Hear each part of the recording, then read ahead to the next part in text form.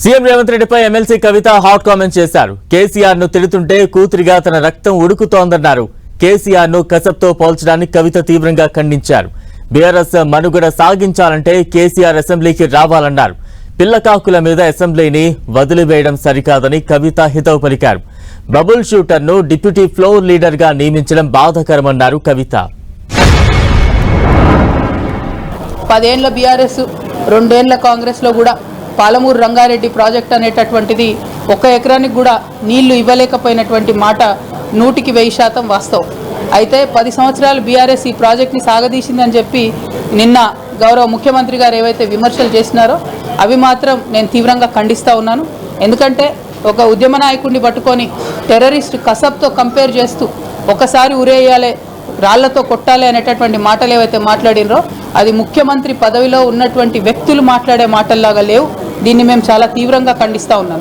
మరి ప్రత్యేకించి నేను కేసీఆర్ గారు బిడ్డగా రేవంత్ రెడ్డి గారు అట్లాంటి మాటలు మాట్లాడుతూ ఉంటే నా రక్తం మరిగిపోతూ ఉన్నది. కేసీఆర్ గారే డైరెక్ట్గా హౌస్కి వచ్చి మరి ఇటువంటి ఆరోపణలు చేసేటటువంటి వాళ్ళ నోర్లన్నీ మూతపడేలాగా చేయాలి. ఎందుకంటే సోర్సు జూరాల నుంచి శ్రీశైలం ఎందుకు మార్చిరు అనేది కేసీఆర్ గారికే బాగా తెలిసి ఉంటుంది. అట్లా కాకుండా ఈ బబుల్ షూటర్స్గా చెప్పుకునేటటువంటి వాళ్లకు డిప్యూటీ ఫ్లోర్ లీడర్ పదవులు ఇచ్చి మరి వారితోని జవాబు చెప్పిద్దామంటే ప్రజలకైతే విషయం అర్థం కాదు, మ్యాటర్ పోదు. మరి ఈ బబుల్ షూటర్ల వల్లనే ఈ ట్రబుల్ అంతా వచ్చింది. ఈ బబుల్ షూటర్ల వల్లనే మొదటి ప్యాకేజ్ దెబ్బపడ్డది. ఈ బబుల్ షూటర్ వల్లనే పాలమూరు రంగారెడ్డి లాంటి ప్రాజెక్టులు చాలా పెద్ద ఎత్తున ఇబ్బంది పడ్డాయి. మళ్ళా వాళ్ళకే పెత్తనం ఇచ్చి వాళ్ళకే డిప్యూటీ లీడర్లు ఇచ్చి మరి అసెంబ్లీకి కేసీఆర్ గారు రాకపోతే మాత్రం బీఆర్ఎస్ పార్టీని ఆ భగవంతుడు కూడా కాపాడలేడు. రాజకీయంగా ఈ 2 సంవత్సరాల్లో అధికారంలో కాంగ్రెస్ కూడా 1 ఎకరానికి కూడా పాలమూరులో అదనంగా నీళ్ళు ఇవ్వలేదు. ముఖ్యమంత్రి గారు నిన్న ప్రెస్ మీట్ పెట్టి చాలా మాటలు మాట్లాడినరు, చాలా ప్రగల్భాలు పలికిన.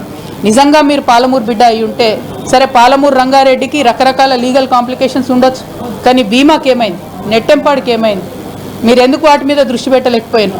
అదేవిధంగా తుమ్మిళ్ళకి ఏమైంది, కల్వకుర్తికి ఏమైంది? ఇవాళ మొత్తం ఫుల్ వాటర్ వస్తూ ఉన్నాయా? కల్వకుర్తిలో 2 మోటార్లు రిపేర్ ఉంటే ఇంతవరకు ఎందుకు రేవంత్ రెడ్డి గారు 1 అడుగు ముందుకేసి ₹1 దానికి ఇవ్వలేదు? మీకేం లాలుచి ఉంది ఆంధ్ర పాలకులతో? ఆంధ్రాలో చంద్రబాబు నాయుడు గారు ఉన్నా, జగన్మోహన్ రెడ్డి గారు ఉన్నా వాళ్ళు మన నీటిని దోచుకొని పోయే ప్రయత్నమే చేస్తున్నారు. ఆ రాజకీయాన్ని పక్కన పెట్టి ప్రాంత ప్రయోజనాలను ఏవైతే ఆంధ్ర నాయకులు కలిసి కాపాడుకుంటున్నారో మన తెలంగాణలో ఆ చిత్తశుద్ధి లోపించింది. ఇవాళ మేడిగడ్డను 2 ఏళ్ళు ఎండబెట్టిన తర్వాత రేవంత్ రెడ్డి గారికి జ్ఞానోదయమై ఇప్పుడు టెండర్లు పిలిచి ఇప్పుడు బాగు చేస్తున్నారు. లక్షల ఎకరాలు 2 ఏళ్లలో ఎండబెట్టిరు మీరు. ఆ రైతన్నల కడుపు కోత మీకు కొట్టకుండా పోదు. అదేవిధంగా కృష్ణాలో కూడా 2 సంవత్సరాల ప్రాజెక్టు గురించి మాట్లాడకుండా మాలాంటి వాళ్ళందరం పోయి అక్కడ చూసి వచ్చిన తర్వాత ఇప్పుడు పెద్ద ఎత్తున మాట్లాడుతూ క్రిటిసైజ్ చేస్తున్నారు. అది మీ యొక్క చిత్తశుద్ధి లేనితనాన్ని, పాలమూరు ప్రజల నుంచి పాలమూరు బిడ్డగా అని చెప్పుకుంటున్న మీ యొక్క వైఫల్యాన్ని మాత్రమే పదే తెలంగాణ ప్రజల ముందు చూపిస్తూ ఉంది. మీ డిప్యూటీ సీఎం గారి దగ్గర, ఫైనాన్స్ మినిస్టర్ గారి దగ్గర 12,000 ఫైళ్లు పెండింగ్ ఉన్నాయి. అందులో పాలమూరు రంగారెడ్డి ఇరిగేషన్కి సంబంధించిన ఫైళ్లు, జీఎస్టీ యాడ్ అయిన ఫైళ్లు కూడా పెండింగ్ ఉన్నాయి. అందుకే ఒక్క కాంట్రాక్టర్ కూడా 1 తట్టెడు మట్టి కూడా దవ్వుతలేడు. మీ వైఫల్యాలను కప్పిపుచ్చుకోవడానికి మీరు కేసీఆర్ గారినో ప్రతిపక్షాలను తిడతామంటే ఇవాళ ఎడ్డి గుడ్డి తెలంగాణ కాదు. ప్రతి ఒక్కటి తెలిసిన తెలంగాణ, ప్రజలందరికీ వాస్తవాలు తెలుసు.